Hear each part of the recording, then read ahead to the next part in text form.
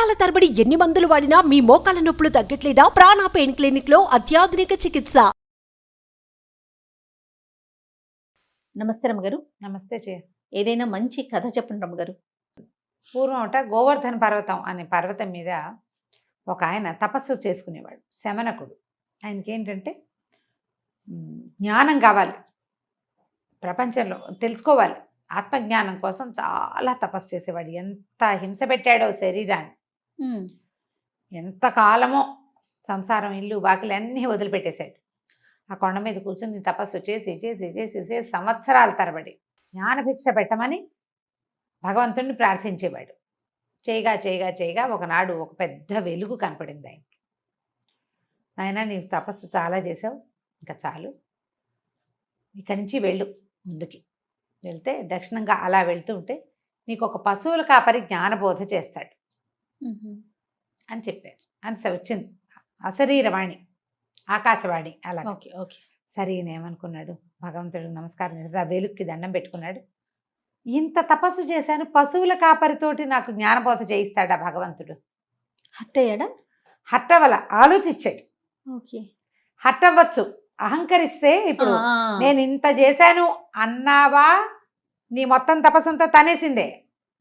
నేను ఎంత చేస్తానో తెలుసా అనకూడదు జయ, ఎప్పుడు కూడా. అన్నావా, నీ భగవంతుడి కోసం నువ్వు ఎంతో చేశానని నువ్వు భావన ఉంది చూసావా, అదే నీ అహంకారం. ఆ అహంతో నువ్వు మొత్తం చేసిందంతా పోయి నీ అహంకారం మాత్రమే నీ వాటాకి మిగులుతుంది, క్రియ అంతా పోతుంది. భగవంతుడు నాతో చేయించుకుంటున్నాడు అనాలి. ఆ చేసే అదృష్టం నాకు కలిగింది అనుకోవాలి. భగవంతుడు ఇచ్చాడు అవకాశం, అంతేగాని ఇదంతా నేనే చేశాను, పోగు చేశానంటే పోగు కాదు, నువ్వు చేసుకుంది అక్కడ పాడు చేసుకున్నట్టే అది. సరే, ఆ పూటకి తెల్లవారింది. మర్నాడు అలా నడుచుకుంటూ వెళ్ళాడు. సూర్యోదయం అయ్యాక వెళ్ళగా వెళ్ళగా వెళ్ళగా వెళ్ళగా కొండంతా దిగి అలా అడవిలో వెళ్తుంటే దూరంగా ఒక ఆవుల మంద కనపడుతోంది. ఒక ఆవు మీద ఒక 6-7 ఏళ్ల చిన్న పిల్ల కూర్చుంది. ఆవు అట్లా నడుస్తుంది. అక్కడి నుంచి వెనక నుంచి ఒక మురళి నాదం వినపడుతోంది. ఎంత బాగుందో, వేణుగానం మైమరిచిపోయేలాగా ఉంది. ఆ గొడ్లన్నీ, ఆవులన్నీ ఎలా నడుస్తాయి, ఎలా నడుచుకుంటూ పోతున్నాయి ఆ సంగీతంలో పడి. ఆ పిల్ల కూడా తలకాయ ఊపుతోంది పాటకి. అదేం ఆవుని అదిలించట్లా, కూర్చునింది బొమ్మలాగా, అది పోతోంది. పిల్ల అందులో అని కాళ్ళు జాడిస్తూ కాళ్ళు కదుపుతోంది, సంగీతానికి తాళం వేస్తుంది, తలకాయ ఊపుతోంది, సంగీతంలో మైమరిచిపోయింది ప్రపంచమంతా ఆ మురళీనాథంతో. సరే, ఈయన మురళి ఎవరు వాయిస్తున్నారో చూసి వాడు కూడా ఒక 20 ఏళ్ళు, 21, 22 సంవత్సరాలు ఉంటాయి కుర్రాడికి, పశువుల కాపరి. వీడే అయ్యి ఉంటాడు, ఇంకెవరు కనపడలా అని అనుకుని ఆయన దగ్గరికి వెళ్ళాడు. నాయన, ఎంత అదృష్టవంతుడు పోయి, ఏమి గానం నీది, పశువులన్నీ కూడా నీకు లీనమైపోయి వింటున్నాయి అని, ఇంత చిన్న వయసులోనే చాలా గొప్ప జ్ఞానబోధవంతుడు అయ్యావు నువ్వు అని నమస్కారం చేస్తే కుర్రాడు తెల్లబడికి ఉంటుంది. మీరు పెద్దవాళ్ళు నాకు దండం పెడతారు, మీకు తెలుసు ఆ కొండ మీద ఎవరో తపస్సు చేసుకుంటున్నారని, ఆయన ఈయనే అయి ఉంటాడు అనుకున్నాడు. మీరు మహానుభావులు పెద్దవాళ్ళు నాకు దండం పెడతారంటారేంటండి, నాకేం జ్ఞానం ఉంది, ఇది వాయించడం గొడ్లు తోలుకోవడం తెప్పిస్తే నాకేం తెలీదు. గొడ్లు తోలటం ఒకటే వచ్చు మనకి, ఫ్లూట్ వాయిస్తాడు. చిన్నప్పటి నుంచి ఏదో పీపీపీ అనేవాడు, పీపీ కాస్త క్రమంగా మంచి పూపు సంగీతంగా అవుతుంది క్రమంగా. చాలా మంది అలా ఉంటారు, ఊదటం మొదలు పెడతారు, ఒక అది అలౌకిక సంగీతం కింద ఆటోమేటిక్గా టర్న్ అవుతుంది. అందరూ నేర్చుకోరు కదా. అవునవును. అనేసరికల కాదు నాయన, నువ్వు చాలా జ్ఞానవంతుడివి, నీ జ్ఞానం ఏమిటో నాకు తెలియజేయాలి, నువ్వు నీ దగ్గర జ్ఞానబోధ పొందటానికే వచ్చాను నాయన, నాకు జ్ఞానభిక్ష పెట్టన్నాడు. వీడు నిర్ఘాంత పడేవాడు, కొళ్ళు మండింది కూడా. నేను జ్ఞానభిక్ష పెట్టడం ఏంటండి స్వాములారు, నాకు అసలు ఏం రాదండి అనేసరికల సరే నీకేం రాదు, కానీ భగవంతుడు నీ పేరే చెప్పాడు కదా నాకు, నువ్వేం చేస్తావో అన్నాడు. ఆవులు తోలుతున్నానండి ఆవులు తోలుతానండి అన్నాడు. ఎప్పటి నుంచి తోలుతున్నావు ఆవులు? అదిగో ఆ పిల్లందే, చిన్న పిల్ల, దానంతప్పటి నుంచి నేను గొడ్లే తోలుతున్నానండి అన్నాడు. ఓహో, ఈ పిల్ల ఎవరు, నీ చెల్లెలా కూతురా అని అడిగాడు ఈయన. మరి ఇప్పుడు చెల్లెలు అనుకోవచ్చు, కూతురు అనుకోవచ్చు అండి అన్నాడు. అదేమిటి నాయన అన్నాడు. అవునండి, అది వాళ్ళ అమ్మా నాన్న చచ్చిపోయారు, వాళ్ళ ఇల్లు కాలిపోయింది, ఇంత పిల్ల అదొక్కటి బతికిపోయింది, పాపం ఏం చేస్తాం, దాన్ని తీసుకొచ్చాను, నేనే పెంచాను కాబట్టి నేను అది నా కూతురు, ఇగో ఇంత ఉందిగా పిల్ల కాబట్టి చెల్లెలు అన్నాడు. అనేసరికి ఆయన ఆశ్చర్యపడి, అదేంటి ఈ పిల్ల పసిగుడ్డుగా ఉన్నప్పుడే అమ్మా నాన్న చచ్చిపోతే అప్పటికి నువ్వు చిన్నపిల్లాడివే కదటయ్యా, ఇప్పుడు 20 ఏళ్ళు 21 ఏళ్ళు ఉన్నాయి, 6 ఏళ్ల క్రితం వాడు ఎంత వాడు, ఏ 14 13 ఏళ్ళ అంతే. వాడు అంతే. ఆయన నువ్వు చిన్నపిల్లాడు కదా. అవునండి, కానీ ఎద్దులో ఉండేవాడిని నేను, ఏముంది పిల్లని తీసుకొచ్చి పెంచాను అనేసరికి ఆయన అన్నాడు, అంత సులువుగా అయ్యిందా పెంపకం? ఏం సులువండి, నోరు లేదు, చిన్న మొహంది, ఎప్పుడు ఏడ్చేది, దానికి ఆకలో నెప్పో చీమ కుట్టిందో తెలిసేదే కాదు, ఎన్ని తంటాలు పడ్డా నువ్వు దీన్ని పెంచడానికి, ఇదిగో ఇప్పుడు ఇంత అయింది. ఏమొచ్చింది నాయన నీకు ఈ పిల్లని పెంచితే అన్నాడు. ఏం రావాలండి, పెరగలా పిల్ల, నాతో ఉందిగా, అంతకంటే ఏం కావాలి, అంతకంటే ఏమన్నా కావాలా, ప్రయోజనం ఏమిటి ఇందులో, ఏం ప్రయోజనం, పిల్ల బతికుంది కదా, అది ఉంది, నాతో ఉంది, నాతో పాటే ఉంటుంది, అంతకంటే నాకేం ప్రయోజనం కావాలి. ఆయన అట్లా చూస్తూ నుంచున్నాడు, కంట్లోంచి నీళ్లు గారుతున్నాయి ఆయనకి.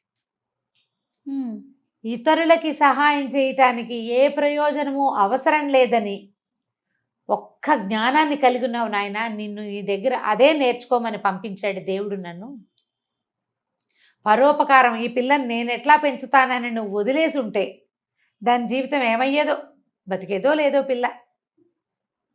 నీ జ్ఞానం ఈ 6.5-7 సంవత్సరాల వయసు పిల్లలో ఉంది నాయన. నేను ఎవ్వరికీ సహాయం చేయకుండా కొండ మీద కూర్చుని జ్ఞానం కోసం ప్రయత్నం చేశాను. నాదెంత వృధా ప్రయత్నము, ఎంత శుష్కమైన ప్రయత్నం చేశాను. నువ్వు చేసిన ప్రయత్నం 7 ఏళ్ల పిల్ల, దాని ప్రాణం, దాని జీవితం. నేను చేసింది ఏముంది, శుష్కించిపోయా, ఇల్లు లేదు వాకిలి లేదు. ఎంత గొప్ప జ్ఞానభిక్ష పెట్టావు నాయన అని సాష్టాంగపడి దండం పెట్టాడు. వాడి నిర్ఘాంతపై చూసినాడు, సాములాట్ల మాటలు మనకు అర్థం కావు అనుకుంటూ.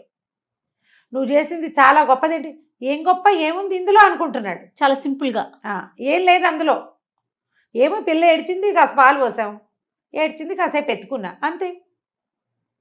ఇందులో నేను చేసిన సహాయం ఏమిటి పెద్ద అని భావించాడు.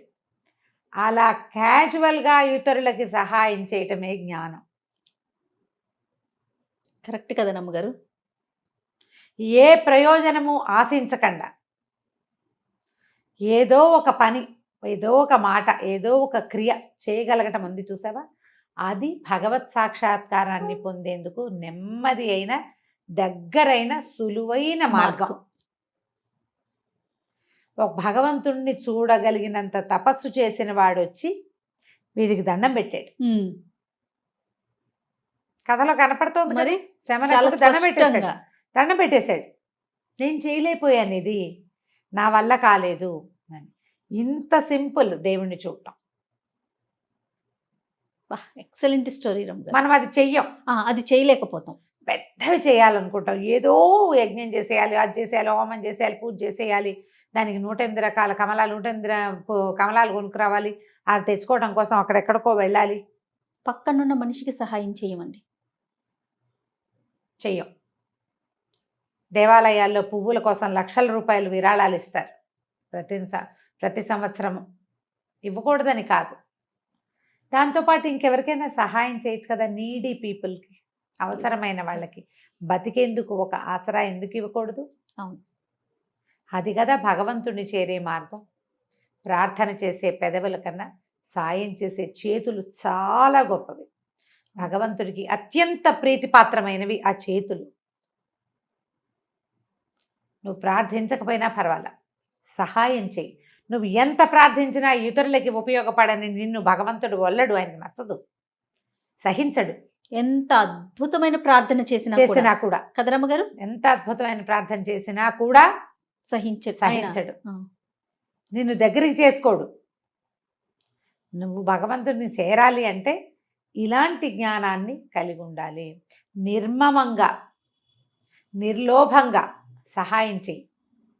నేను ఏటా అక్కడ ఇస్తానండి, ఇక్కడ ఇస్తానండి, అది చేస్తానండి, ఇది చేస్తానండి, బర్త్డేలకు అవేవో చేస్తానండి చెప్పకు, చెయ్యి అంతే. దానివల్ల నీకేం ప్రయోజనం వస్తుందో చూడకు. పోన్లే, వాళ్ళకి ఏదో ఒక రోజు గడుస్తుంది అంతే, నాకు అవకాశం ఉంది కదా అని భావించు. నువ్వేం చేస్తున్నావో లిస్ట్ అవుట్ చేసి చూపించకూడదు. బాగా చూస్తాం రమ్మ గారు. అవును, ఇది ఎక్కువ ఉంటుంది. సహాయాలు అంత చేయకూడదు. చేసి అంత చెప్పుకుంటూనే ఉంటారు. నేను కొంతమంది కాలేజ్ గర్ల్స్ తెలుసు జయ, నాకు ఇంజనీరింగ్ చదివే పిల్లలు వచ్చేది ఆ కాలేజ్ నుంచి వచ్చే దారిలో ఒక ఓల్డేజ్ హోమ్ ఉంటుందిట. ఓ 2-3 అమ్మాయిలు అక్కడికి వెళ్ళి వాళ్ళకి అక్కడ ఉన్న సర్వీస్ పెద్దవాళ్ళకి ఏదో సర్వీస్ చేసి కొంతమందితో అలవాటు చేసుకుని, అదేమి సినిమాటిక్గా ఎవరికైనా పోస్టులు కూడా పెట్టలేదు వాళ్ళు. ఎప్పుడు ఫేస్బుక్లో ఉంటారు కానీ ఏనాడు ఆ విషయాన్ని Expose ఎలాగో చేయలే. పబ్లిక్ చేయలే. ఎంత నచ్చిందో నాకు ఆ విషయం. సింపుల్గా సామాన్యంగా ఉండే ఆ పిల్లలు చాలా బుద్ధిమంతులుగా తోచారు నాకు. ఇది కదా భగవంతుని చేరే మార్గం, అవును. ఉత్తమ మానవ లక్షణాలు అవి కదా మనం నేర్చుకోవాలి. ఖచ్చితంగా అండి, ఈ కథని జ్ఞాపకం పెట్టుకోండి, తప్పకుండా రమ్మగారు. ఇతరులకి తెలియచేయండి, పిల్లలకి చెప్పండి. మంచి కథ, ఇందులో లోపలి విషయాన్ని గ్రహించండి. అద్భుతమైన స్టోరీ అండి. నమస్తే నమస్తే. జీ. సుమన్ టీవీలో మీ పర్సనల్ అండ్ బిజినెస్ ప్రమోషన్స్ కోసం కింది నెంబర్కి కాంటాక్ట్ చేయండి.